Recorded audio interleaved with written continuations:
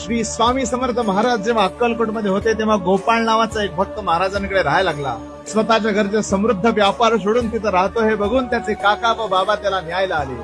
काका व बाबा अक्कलकोटमध्ये आले आणि समोर असलेल्या लंगोटी घातलेल्या स्वामी महाराजांना बघून त्यांची चेष्टा करून त्याला म्हणाले, हा बाबा तुला काय देणार, घरचा समृद्ध पैसावान असलेला व्यापार सोडून इथं कशाला राहतो, चल सोबत म्हणून विनंती करू लागले. तेव्हा तो गेला नाही. स्वामी महाराजांनी सांगितल्यावर जायला निघाला तेव्हा महाराज म्हणाले, होय बाबा माझ्याकडे तुला द्यायला काय नाहीये, या 2 हड घे.